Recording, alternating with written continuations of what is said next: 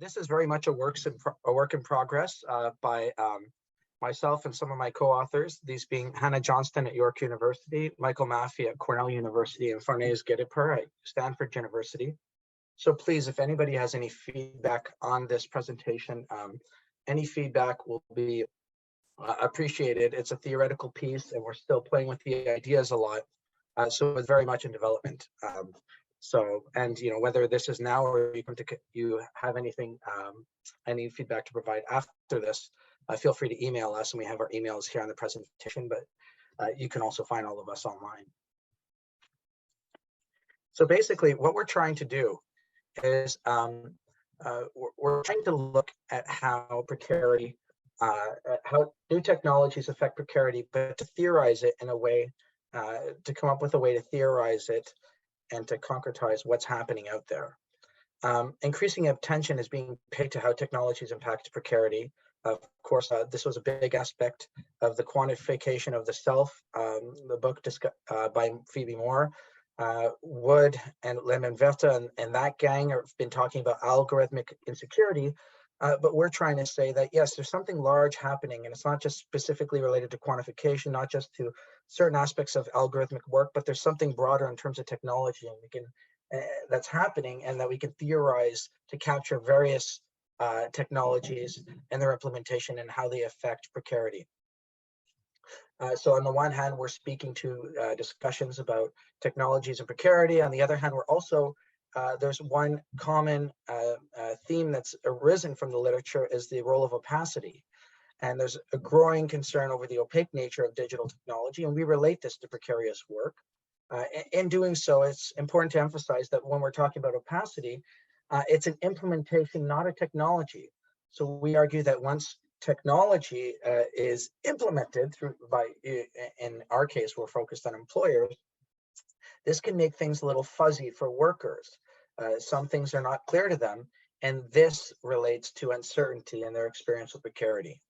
And so these are some dynamics we're looking at. When we theorize this, we're looking at certain concepts. We're trying to relate certain concepts in our theorization. Of principal importance here are worker power, opacity, and precarity. And we're trying to argue that these things all mix together through some kind of process, which we call techno-precarization. So you're going to hear that concept a lot. We had a similar concept in the draft paper that we've written, a very rough draft, but we're focusing on techno-precarization for the sake of simplicity in this slide presentation. We're going to relate it to other processes of precarization, but we're going to, but it doesn't replace them, and we'll talk about that in a second. It adds a new forms in which insecurity takes place. So what is techno-precarization? What is this weird concept that we've introduced? Techno-precarization speaks to the past literatures on precarization. Precarization discusses the processes through which insecure work is entrenched and expanded. This is often driven by management actions such as segmentation through informal contracts or outsourcing.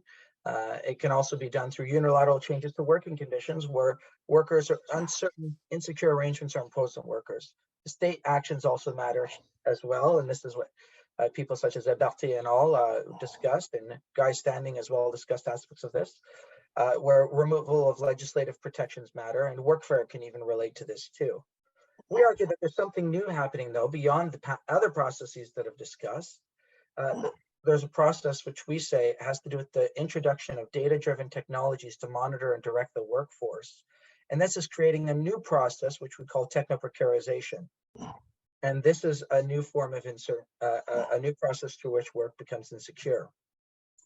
Techno-precarization, just to provide you with the clear definition, this refers to the increase in management's use of data-driven technologies to control workers, and how it relates to opacity, mean the making things less clear in the workplace for workers.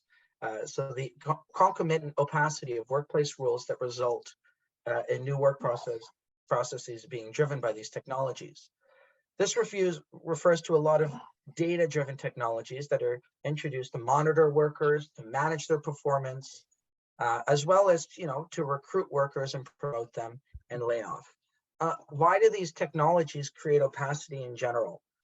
There's a number of reasons why they make things less clear in the employment relationship, make work rules less clear. One of them has to do with tech literacy issues. Workers often don't understand these technologies and how they're being used against workers. Management often doesn't understand these technologies. For example, I've been doing research in call centers. When you look at uh, the number of algorithms that are being introduced to monitor workers, even monitor their tone of voice, even the managers don't understand how these algorithms are being used, or even what an algorithm is in the first place. These are tech developers that introduce it, they pass it on to management, they try to implement it, but it creates opacity due to tech literacy issues. Also, because there's some other reasons that data-driven technologies, Okay. uh, uh, data-driven technologies can relate to opacity. These include making it convenient to conceal information from for the employer. The employers, through gathering that data, they can hold that data, conceal it from workers, and make it unclear how it's being used. Machine learning also is constantly evolving. And one other important is these technologies are often introduced without voice mechanisms.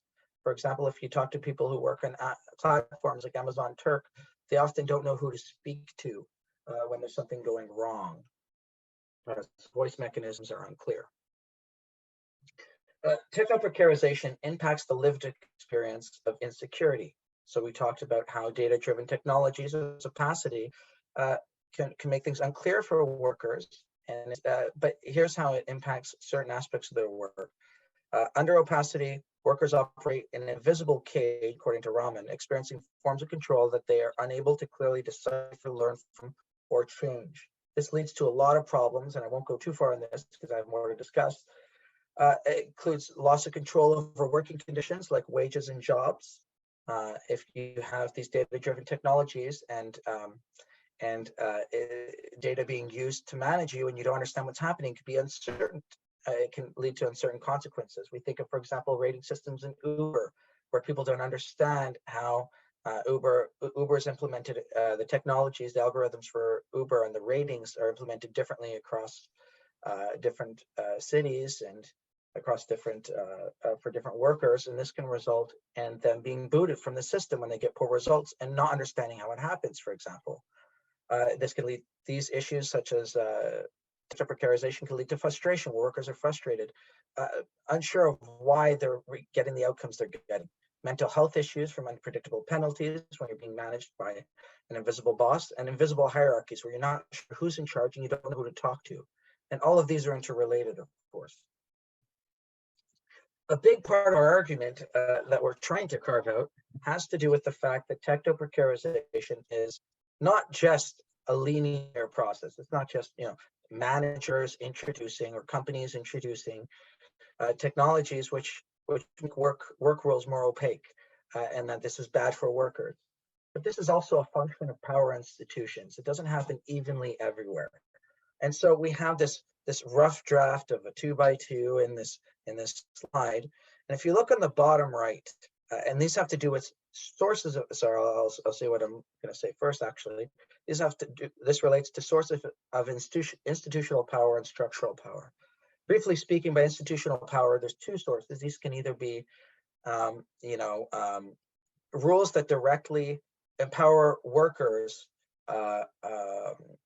in the management of their data. So, for example, in Europe, there's a lot of discussion about GDPR and its potentials for workers to be able to have knowledge on how data collected from them is used in the workplace to enable them to challenge decisions made by workers through the collection of that data. So it's quite an interesting experiment with data protection rights.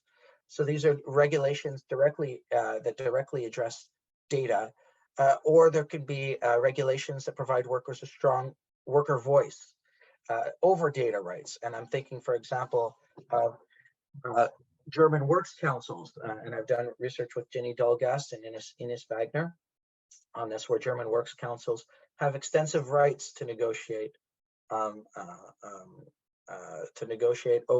the introduction of artificial technology and even to veto them. Structural power would just mean, in this case, we're focused on worker power in the labor market from the markets and giving them abilities to negotiate things that workers who don't have that labor market power or aren't in demand and don't have special skills can't negotiate.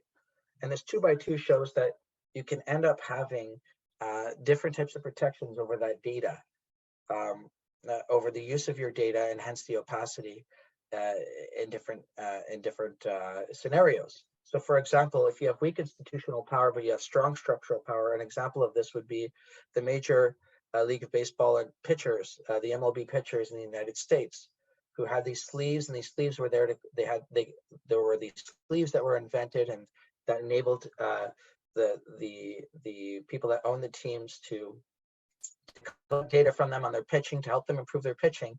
And the pitchers refused. They said, we don't want to have these monitoring us. We don't want the data to be used against us. But because they had such high labor market power and they didn't want to be disappointed, they could reach an informal conclusion over the use of that data. So at each, but if they had an informal agreement on this, saying that okay, they can be monitored, but they can keep the data and take it with them. Other examples, there are different examples here, but if you have weak institutional power, strong structural power, opaque implementation exists, but you can negotiate some type of arrangement, but you don't have data rights from institutions. If you have strong institutional power, you can have data rights from institution, but you'll have weak informal bargaining power. An example of this is call centers in Germany, where they have strong powers to negotiate how their data, call center workers or contact center workers, as they're also called, have strong powers to negotiate over the use of their data. They can have, they have works agreements that are introduced that prevent workers from reporting this data at individualized basis. So if you collect work information on a contact center worker as an individual, in Germany and most German contact centers, you can't actually penalize them and you could use it to control them. You have to have an aggregate of at least 5 workers or more. And this gives some formally determined protections, even though these workers have weak informal bargaining power because they don't have the structural power they get from the labor market. So if you have institutional power, that can give you some ability to negotiate or some direct rights from institutions. If you have structural power, you can use that labor market power to negotiate something. If you have both, you can have multiple sources of protections. The bottom right category will actually apply to a lot of workers in the US and Canada, but where they don't have access to either institutional power or structural power. So there are weak protections. I give the example of Amazon warehouses, but this also applies to white collar workers. It applies to very many workers, and these are from different categories of work. And part of the argument will be that this affects class dynamics, but this 2x2 shows that power matters to how this opacity takes place. So techno-precarization, as we discussed earlier, is the use of data-driven technologies and its concomitant opacity and how this affects workers. But this is very much a function of power. And so that's going to be a major part of our argument. We also have this slide that talks a little bit, and I can't go into it. 2 minutes, great, on how institutions matter to techno-precarization. They matter because for firms, they encourage accountability. In firms, when you have strong institutions, as I discussed before, managers have to discuss, for example, in German contact centers where works councils give workers data rights, that pressures managers to understand their technologies because there are consequences to not using them properly. It forces them to, they can't have plausible deniability because they're responsible for what they do, and it normalizes voice in some instances. In terms of how it affects workers, it can impose limits in data collection and use, like the works councils that I mentioned, enhance transparency over data management procedures, create voice mechanisms, and provide workers with recourse mechanisms, such as GDPR does. So institutions matter, and we're going to talk a lot about that in the paper as well. It's also important to say that techno-precarization doesn't affect just one facet of employment, it's multifaceted. It can affect management practices within the firms, such as how you monitor workers. It could lead opacity in terms of how workers understand their rights under the law, such as battles over app-based workers, whether or not they're employees and have rights to employment standards and the basic rights in general. There's opacity there. And the outsourcing of work as well. You think of these accounting firms that are telemigrating accounting work to other countries such as India. This creates opacity in terms of who's in charge, who does the work here. And so we're going to talk a bit about that. Also, the rise of the techno-precariat, which are people who are affected by techno-precarization, can create some challenges and some opportunities for resistance. In terms of challenges, it can create identity problems, such as, are you an entrepreneur because you're working on an app where there's new forms of employment that are generated and you're not attached to your former employment identity associated with employment. And it's tough to maintain solidarity when you don't know who your colleagues are, you don't know who your employee is, but it creates opportunities. We see evidence of new solidaristic identities, such as gig work or organizing. And there's ways for people, a lot of people are affected by technologies in similar ways that are cross occupations. So we see some building of ties. And people are also using platforms as well to resist. So the conclusion is, and I'll just say this quickly because I'm out of time, we're trying to make some contributions which are to provide a deeper understanding of how technologies interact with precarity. Through that, we discuss how power institutions shape opacity and associated forms of insecurity. We're trying to mix all of this together, and as you see, it's very rough, but we have a story we're trying to tell. And our hope is that through doing this, we can identify fault lines for change and resistance so people could say, this is what's happening. These are institutions in power matter. And given what we've learned in terms of this theorization, here's how people can resist it. So please let me know if you have any comments on this or advice for readings or on how to build our conceptualization. We're very interested in this. Thank you very much.